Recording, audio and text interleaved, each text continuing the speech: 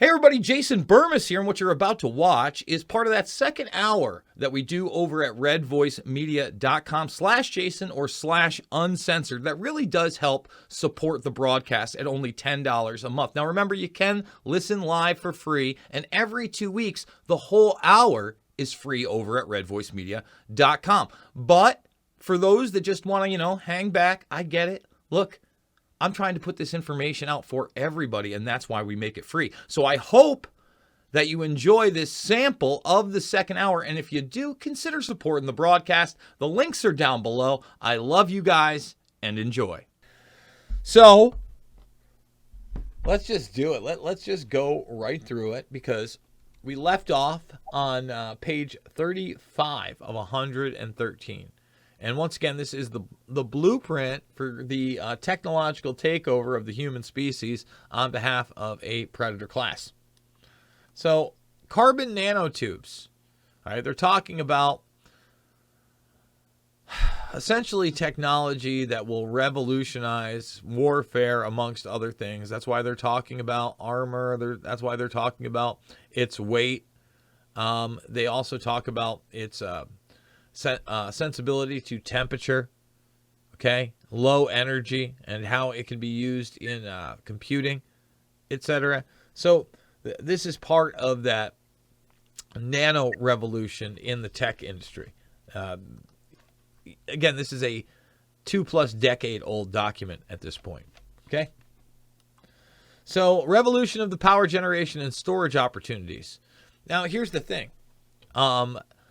It's hard to find. When you see LENR, it's really hard to find a lot of information on that, because it has been, in some cases, like reclassified, it looks like. Certain videos were out there, and then they've been taken away. They were from government agencies, but you see offshore methane hydrate, storage of H2, non-cryogenics, room temperature SCSMES, advanced fuel cells, lithium, water, air, ultra capacitors. This technology is real, but the thing is, as we've talked about, they don't really want to give you highly available, cheap energy. Why don't they want to give you that? Because that empowers you. And the game plan is not to empower humanity, it's to enslave it under this Gaia guise. Okay, free-form fabrication.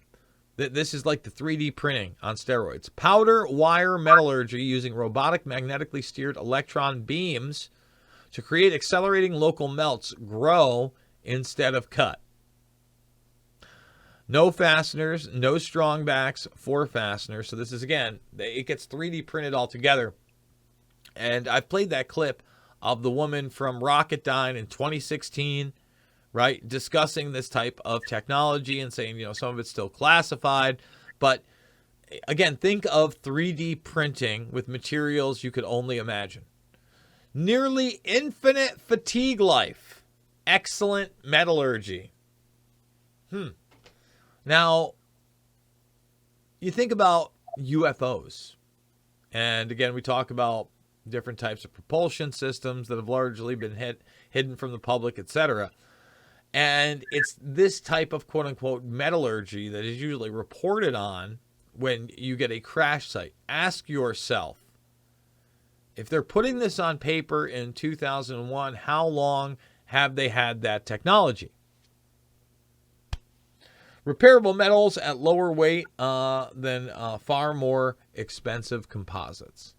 So let's keep going down the line here. Aluminum vortex combustor, micro-powdered aluminum fed into a vortex combustor, burns seawater.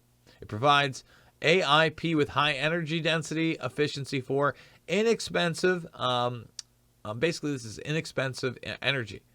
And then they talk about transoceanic UUVs. So instead of UAVs, they're underwater vehicles, unmanned underwater vehicles. They would allow the enemy after next to affordably threaten the continental United States via multi-UNIS inshore short time of flight pop-up. So in other words, they're saying that this is a problem, but at the same time, we're going to utilize it. And the China rhetoric, often we talk about their submarines and them being offshore and, how close their tankers are, etc.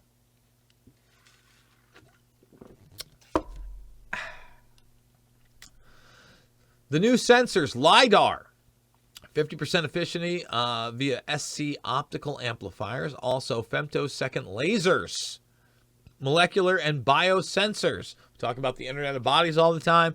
This is what I'm talking about. Molecular biosensors, nanotags, smart card sensors, sensors implanted during manufacturing and servicing, nano IR, and of course, smart dust. Smart dust, the most important. But let's talk about the nano IR for a second. Most people are familiar with IR technology via their remote control in most cases, and an IR blaster. I always really enjoyed the phones that had the IR blaster that you basically could turn into a universal remote control. I still like that in like the weird off-brand mid-range phones. And smart dust, we've talked about. This is a sensor network, invisible, that is micronized to the fact that you wouldn't even know it being in the air, has been used, was utilized in the war of terror in Afghanistan.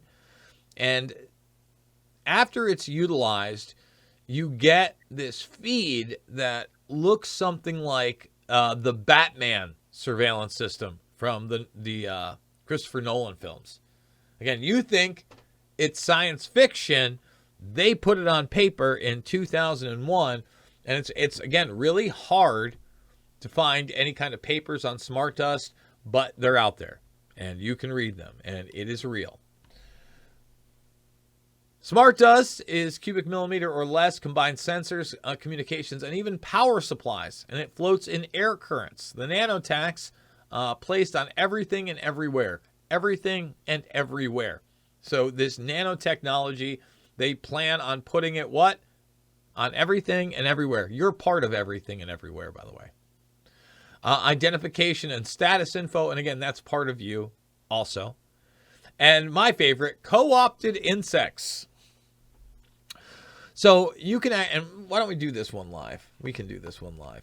The CIA, way back in the day, they had like a fake remote-controlled fish, and they had like this dragonfly, and I think you could see it at the CIA museum. CIA remote dragonfly and remote fish. And they're pretty crude from back in the day, but they're in the 70s. Okay, there's the fish, and there's the dragonfly behind me. That's not what we're talking about. I mean, take a look. That's actually not bad. That's actually not bad for a remote dragonfly back in the day. Okay. So now we're talking about really biomimetics and having like cyborg drone surveillance systems that are biological. And again, that's 2001. Can you imagine where we're at now? Seriously, can you imagine where we're at now? There's the fish. There it is. Yeah, absolutely. So, let's go to this one. Did they do the? I was wondering. Yeah, here's the putting the bug in bugging. Now that's nothing compared to DARPA and growing chips in larvae. We have the World Economic Forum talking about swarm-like intelligence. All that's real. All that's real. Okay, period. So, let's keep going down the line over here. And it's hard to imagine how far it's gone, by the way, and how classified it is. Some explosive smart dust opportunities. Optimal positioning of explosive dust air explosive, so it can be used as a weapon in that sense. Formation of explosive lenses, and infiltration of deeply buried and other such targets. So they don't have to be deeply buried, but boy, the surveillance is great. Microdust weaponry. A mechanical analog to biomicron-sized mechanized dust, which is distributed as an aerosol and inhaled in the lungs. Yes! The dust mechanically bores into lung tissue and executes various pathological missions. A wholly new class of weaponry which is legal. No, this is biological warfare. In no way is it legal, but we'll say it's legal. I'm Dennis Bushnell, the chief scientist of NASA. Why don't we just say it? The givens. Gigabyte data transfer rates, optical communications, all there. Petaflop plus computing, all here now. Exceptional AI from bioinformatics and biomimetics. There it is. That is transhumanism, folks.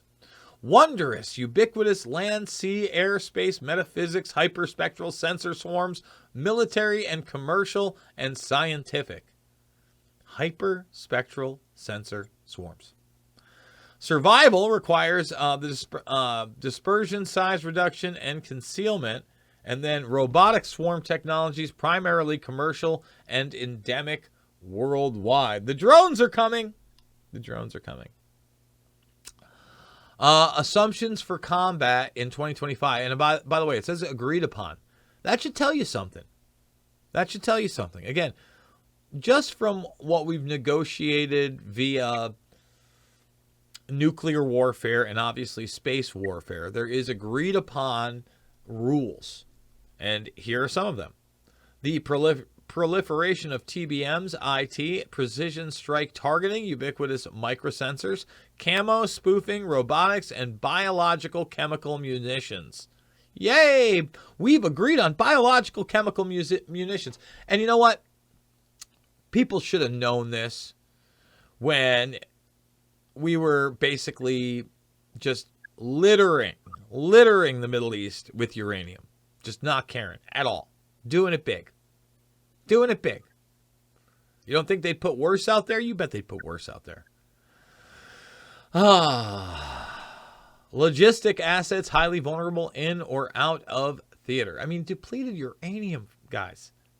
We talked about dirty bombs all the time going off in this country when the fear-mongering was up on the war of terror. In and near theater ports, airfields possibly unusable, and beam weapons increasingly prevalent. The beam weapons. That was one of the things that was discussed with me with somebody over at the Timcast house, where he thinks in April now, so in 3, maybe 4 short months, you're going to start seeing an escalation like we've never seen with Ukraine and Russia. And the beam weapons were one of the things he thinks they're going to break out. Who knows? Who knows? Cruise missiles. Current status, range, payload similar to TBM at fraction of a cost and are far greater accurate. 75,000 in inventory of 75 countries, 130 different versions produced in 19 countries. German V1 cruise killed 5,000, injured 40,000. LO launchable anywhere from anything, highly maneuverable. So again, surface to air, air to surface, space. The then year cost potentially reduced to 10K to 25K. Warhead de jour. Carbon fibers, EMP, submunitions, CNB, and volumetric. Just love those cruise missiles. Any RPV, UAV, or UUV is a potential cruise missile. 50 countries have UAVs. So here they're talking about what you hear about in the news now as kamikaze drones. No such thing as a kamikaze drone because they're not alive. Basically, you have these drones that are fitted with munitions that are mobile. All right, and they're saying that now. These are mobile drones by air or by sea. Okay, and I'm not even sure what RPV means, I'll be honest. UAV is unmanned aerial vehicle, and then UUV is unmanned underwater vehicle. I'm not even sure what that is, but that's what we're talking about. Low cost and ready availability of requisite technology components essentially ensure the enemy after next will have inventory field of hordes of very capable, easily concealed, very difficult and expensive to counter accurate cruise missiles with a potential devil's brew of warheads. Yay! A devil's brew of warheads. That's fantastic. Now, anything with devil's brew on it, just yummy. So volumetric weaponry right here. You got your EMP. Now here it is, your information, internet, and psychological warfare. They love that. Miniature brilliance sensor mind combos. That's what I'm talking about. The nano sensors that you'll never know about. Fuel air and dust air thermobarics RF. Yes, RF frequencies, radio frequencies. Chemo-bio, antifunctionals, antifauna, Islomers, strained bond energy releases, etc., carbon fibers and blades, and even acoustics. And acoustics went big when they were doing crowd management. That's something open out there, openly been used well over a decade. Anti-personal, MW and RF weaponry, heating, high-powered requirements, surface effects, and then brain interactions, low-frequency modulation. So here they're telling you, hey, we could hit you in the brain with low-frequency waves. Now, I don't get into targeted individuals a lot. We do have more cases being discussed via the Havana syndrome thing, but here they're openly talking about it via warfare. Just put it out there. It's going to be tough to prove, obviously, if you're getting hit up by the brain interactions and low-frequency modulation. It's kind of a damned if you do, damned if you don't situation. Effects of low-power microwaves. U.S. Army, SRI, and Walter Reed. Behavioral performance decrements, seizures, gross alteration in brain function, 30% to 100% increase in brain blood flow, lethality. Interactions between low-power microwatts per square centimeter, 0.4 to 3 gigahertz, and megawatt, a brain function. So, again, you thought maybe I was exaggerating. That what they were talking about is that brain interaction through. I mean, they lay it out right here. Get out of line. Don't take our pharmaceuticals. Become too much of a threat. You know, we might just hit you with the brainwave weapons. Good luck proving that. and look, again, I'm not the guy who sits here and talks about directed energy weapons all the time. But when they put it on paper, when they brag about it, got to acknowledge it, right? Often fingerprintless bioarchipelago. So here you go. This is where they tell you these are the types of things that we can attack you with, attack human beings with, and you can't do a damn thing about it. Bacteriological, viruses, prions, parasites, fungi. You're talking about the spike proteins and the prion growing, right? And we already, I mean, do I even have to say viruses? Carcinogens, toxins, hormones and regulators. Puberty blockers, anybody? Some are fatal to disabling. Some are short to long time scales. Anti-flora, fauna, functional. Direct and undetectable binary. Oh, now we're talking about the programmable stuff. Now we're going into the binary biologics. And then, of course, the natural and genomic, as well as biohacking. Fingerprintless. They never release bioweapons, and then they never inject a bunch of people with bioweapons developed by DARPA in partnership with Moderna. That never happened. No. They never tell you that stop transmission and then give you another and another and then another and then say on the radio, hey, every 2 months, good to go. They never do that. Never. Some interesting then-year possibilities. Aflatoxin, natural, parts per billion, carcinogen. Airborne varieties of Ebola. They're telling you about the bioweapons, by the way. Binary agents distributed via imported products in vitamins, clothing, and food. Genomically, individual and societal targeted pathogens. So, you gave up your 23andMe. We'll target you individually. But societally and genetically, we might specify some other pathogens just for you too. Long-term fingerprintless campaign as opposed to shock and awe. I want to point out, this is a 2001 document, the terminology shock and awe was popularized in 2003 when we bombed Iraq. Just a lot of great buzz terms they got out of this one, huh? Good stuff. An existing biocalmative Venezuelan equine encephalitis. So I'm going to guess this is some kind of a biological agent. It's weaponized by the United States and the USSR in the 50s and 60s. Easily transmitted via aerosol. Highly infectious. Low fatality rate. 1 in 5 day incubation. 3-week recovery. Tested on humans. Operation White Coat. No treatment available. Okay? I mean, they're talking about biological warfare here like it's the best thing since breakfast. No big deal. No biggie. Frontiers of rapidly growing genomic institutes and institutions. Bio on the battlefield. So here's that great word, sustainment. Food, water, soil, air, purification, energy, meds, and health. I love how health is in quotation marks. Again, Department of Hygiene. Computing, clothing. Greatly reduces logistics tail and enhances capability. And then they get into lethality.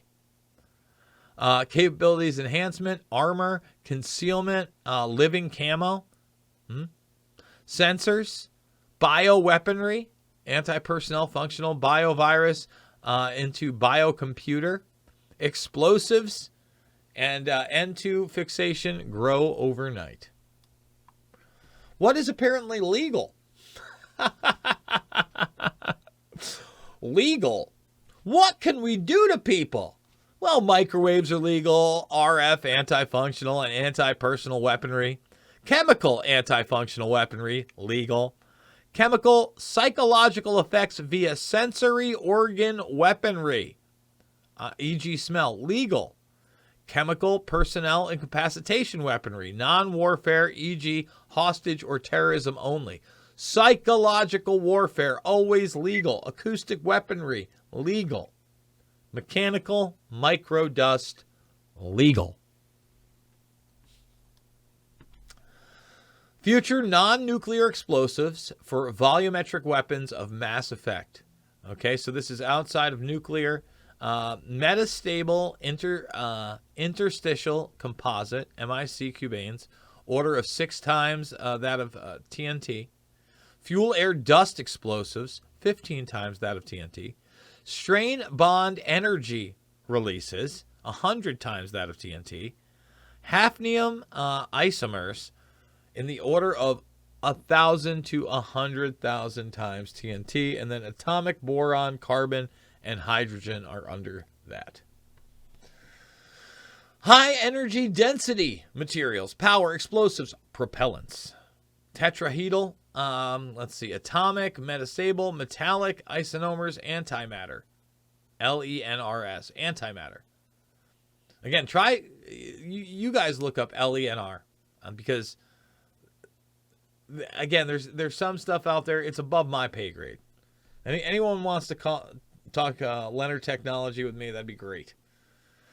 Current capability, 98 to 29 pounds. These are the transoceanic UAVs. In other words, the UAVs they were using pre-war on terror in the ocean. Okay? So, again, above the ocean and around it, what they could carry and for how long? 2,000 miles on 1.5 gallons of fuel. Wow. How about that? And then get about 5,000 miles without the load, it looks like. Provides capability for undetectable, ultra inexpensive swarms against the continental United States. So they're looking at it like, hey, this is what we can do now. Could other nations do this to us? Interesting precision payloads, ISR, smart dust explosives, target explode hazmat trucks, chemical plants, oil storage, refineries, biodispensers, anti-people things, plants, great. Brilliant miniature sensor mine combos, and then CNTs, power lines, and wire blades. Oh, this is a good one. The blast wave accelerator. Yes, the blast wave accelerator. So we talk about this weaponry again. This is 2001. You're going to get a look at a model of a blast wave accelerator. It has a global precision strike on the cheap. No barrel. Less than 200 feet, notched rails, sequentially detonated, distributed HE. Mach 21 or less as desired, up to 3,000 pounds. You can put the base anywhere, and it's less than 200 pounds via the projectile. Excellent stealth, no plume. Affordability, ferocity, reaction time, survivability, recallability, effectiveness. Being worked on at Aberdeen and NASA MSFC for lofting of fuel and what? Nanosats. We often talk about nanosat technology. This is a blast wave accelerator. Think about what we just talked about. You could have this thing in space. This is like space weaponry. Okay? And you're looking at it.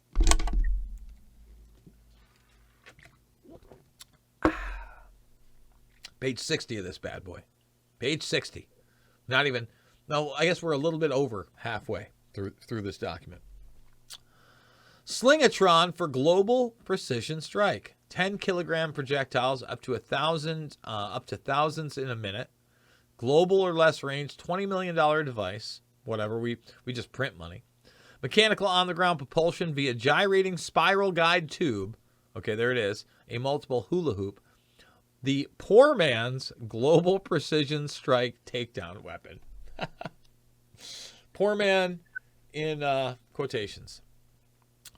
Military overhead system, ubiquitous commercial overhead system, scientific overhead system. In the context of inexpensive reconstitution via micro nanosats.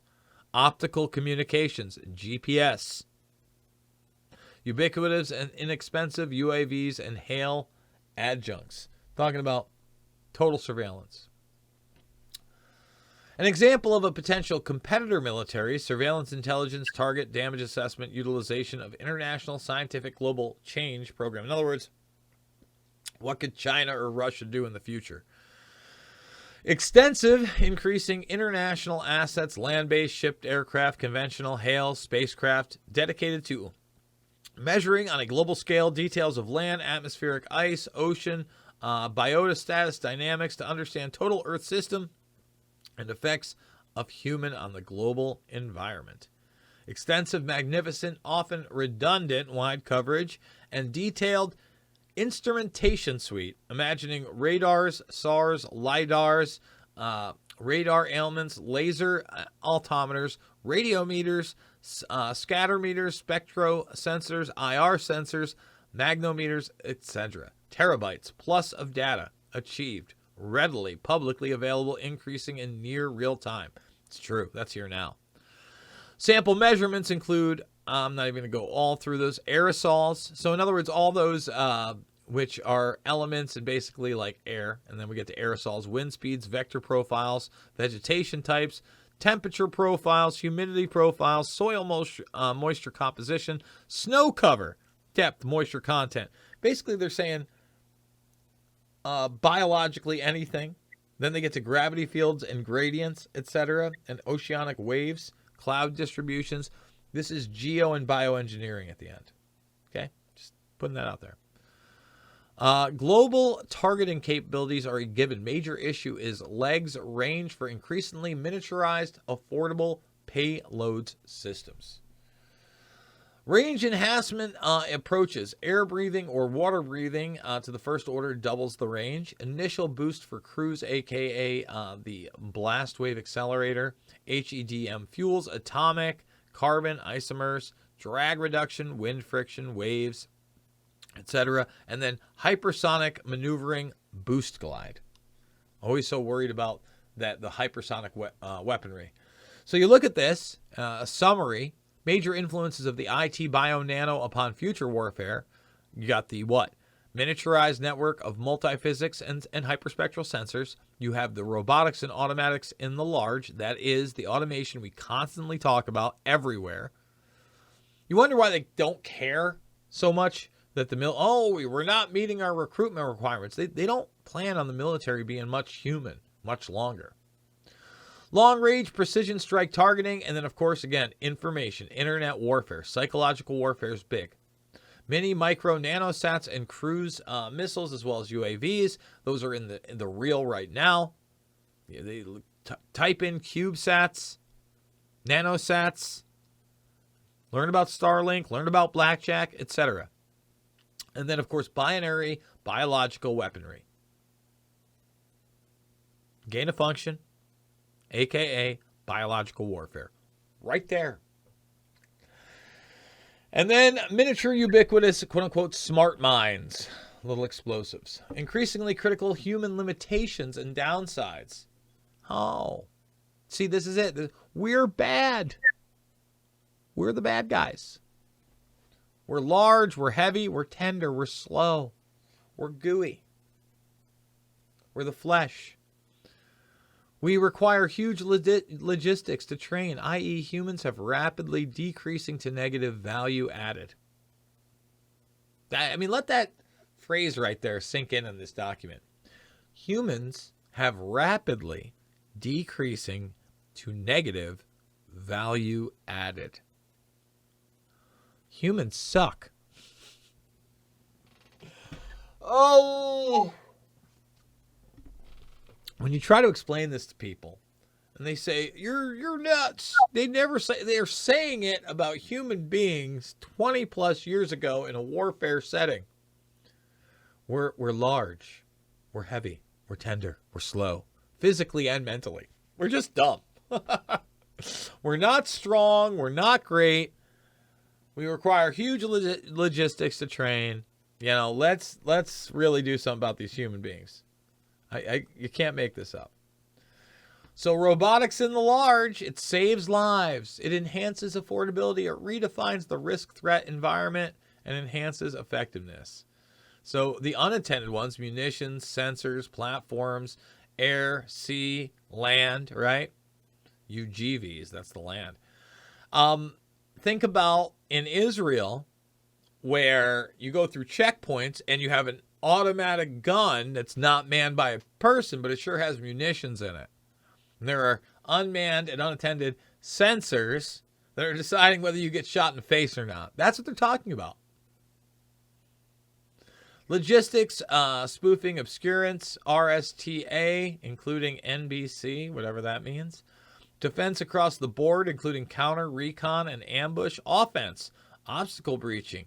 The shooter, especially mount and mine clearing. Isn't that great? The shooter. And, you know, let's bring that up right now. Let's do it live. Let's see. I forget what it was called, but Israeli checkpoint gun. Automatic. Let's see. There it is. The AI-powered gun. It's great. It's fantastic. But, no, they're just experimenting with it. Yeah. We got a little experiment going on. Smart shooter. That's what it is. It's the smart shooter. Great. You got it right up on here on the top. You're going to walk through your little... I mean, there's nothing dystopian about that. No. It's great. Oh, boy. Oh, boy. All right, let's keep going down the line. Emerging characteristics of robotic systems enabled by ongoing IT revolutions, communications, sensors, computations, and miniaturization. From expert systems towards AI and beyond. Much more reactive than humans, greatly increased tempo, greatly improved hyperspectral sensors and data fusion, greatly improved accuracy and lethality, greatly improved accuracy and lethality, greatly improved affordability. It's cheaper and deadlier, more accurate too, and it's smaller.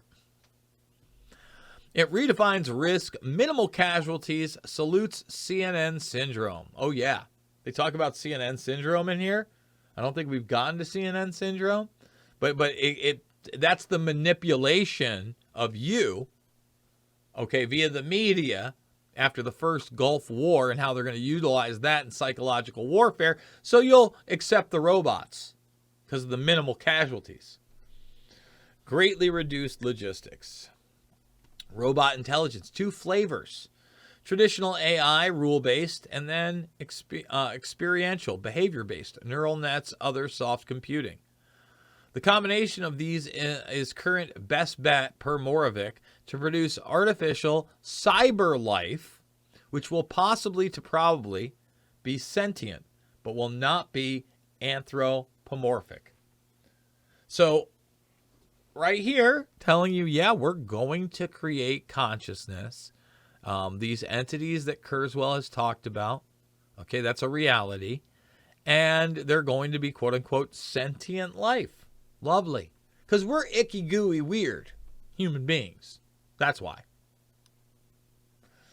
And here they have an evolution of computer power cost, brain power equivalent. I mean, this is the graph. But again, this is the graph that we come from, like bacteria, right? And I'm sorry, I don't buy into it. Call me kooky. Call me kooky. Robotic intelligence. Oh, sorry, did I go back up? Sorry, my bad. My bad. What is beyond robotic systems, sensors, platforms, weapons, and munitions? From the automation revolution to autonomous warfare. Computer capability will exist beyond the teraflop. To do AI or better, require connectivity is a given. Competitor capabilities, tempo, sidelines, the innate inadequacies of human interactions, education, conscious decisions, timelines. Yes, the innate inadequacies of human interactions, education, and consciousness. Little to no troops. Acme Warfare Ltd. In other words, we're getting rid of the humans. A flat hierarchy. Demise of main in the chair, whatever that means. Yikes. High level, soft sciences, human aspects, boundary conditions, sociological and quote unquote humanitarian, political, environmental, religious, psychological, economics, etc. In other words, when you look at this, okay, this is how we bring it in. This is how we do it. Through politics, the environment, again, the sky is falling, through religious aspects of this. And I would say the religious ones, when we look at it, the way to do that is you just point to the enemy, and then again, you're going to want to save the lives. It's ethical. So many people will be behind these robots. You have no idea. You have no idea. Non-explosive warfare, internet warfare, okay, and then psychological warfare in the large, happening everywhere. Anti-functionals, you have the chemical warfare, the biological, etc. And then you have the RF warfare. Then you look at the sensors, they have the natural warfare. Utilize institutionalized plants, animals, insects as sensor platforms. Instruments to indicate presence, movement, characteristics. So it's not just the Internet of Bodies for us that I constantly talk about. It's literally turning them into surveillance objects as well. The fly on the wall, a sensor. Weapons and munitions utilize animals, e.g. urban rats, insects, as delivery systems, munitions, feeding, swarming, biting, poisoning. So let's build biologically weaponized rats. Let's do that. Let's unleash them on our enemies. I mean,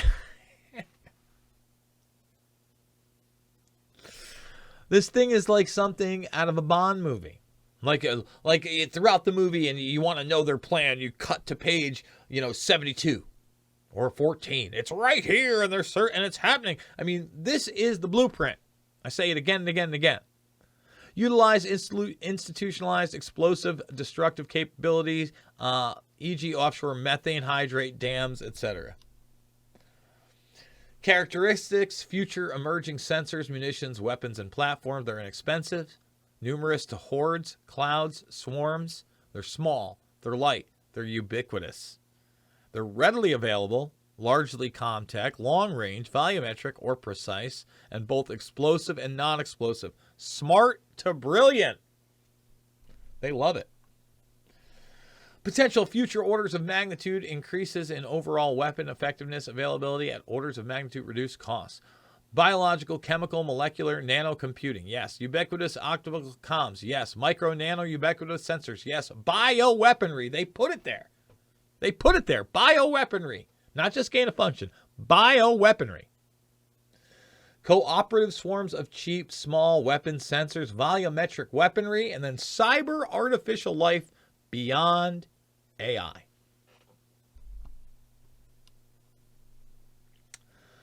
Major anti-U.S. asymmetrics, long, increasingly vulnerable logistics chain, long, undefendable coastline. Okay, they talked about that. Sensitivity to casualties, greatly enhanced by the CNN syndrome. But they talk about exploiting that. Vulnerabilities to terrorism, This is pre 9/11. And then all of a sudden, CNN syndrome really got exploited, didn't it? Increasing over-reliance upon vulnerable overhead assets. Potential en route logistical vulnerabilities. Logistics surface ships and air are non-LO and undefended, could be targeted and attriated inside the continental shelf by eggs, subsurface, floating, encapsulated missiles implanted by freighters via the sea or air. Transoceanic UAVs, USVs, UUVs. They've got the torpedoes, the missiles, the submarines, the blast wave accelerator, etc., mines, and then a cruise and TBM missiles. Fundamental problem with future U.S. projection. EAN can have country-sized magazines filled with hordes of inexpensive precision strike munitions, area denial. U.S. forces run out of bullets and die. Beam weapons are not a panacea. There are inexpensive workarounds available. We shouldn't be running out of bullets, by the way.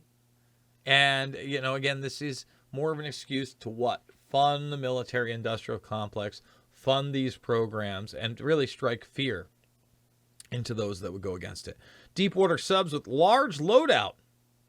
Swim-in weaponry, only survivable close-in platform. Okay. What do we got here? We got, let's see, 21. We've actually got about a third of this left. So I think I'm going to leave that. We're going to make this into 3 spots. There's only so much of it I can take. Plus, I've been ranting and raving for an hour and 40 straight. It's just been me and you. I do want to remind everybody that I am a documentary filmmaker. And so much of what we have discussed today and discussed in the past are covered at length in my films, Loose Change Final Cut and Fabled Enemies, both of them 9/11 pictures that will give you a larger idea of what is really going on out there. Invisible Empire, A New World Order Defined, and Shade the Motion Picture, really my global governance films, as well as bioengineering and geoengineering when you talk about Shade, really more of a historical reference to the terminology of the New World Order, how it plays into all of these collectivist ideal sets, and how it is not fictitious. Get that. We're on band.video. We are on the BitChute. We're all over the place. redvoicemedia.com/Jason. If you're watching this on the replay is where you can get the live stuff, and also over on Podbean via the audio. We got to start doing the call-ins as well. That's something I want to push forward with. That's going to wrap it up for me in the week. I want to say it again. It isn't about left or right. It is always about right and wrong. And I will report down the line no matter what. That's how we does it here. It's Reality Rants with Jason Bermas. I love you all, and I will see you on the flip side.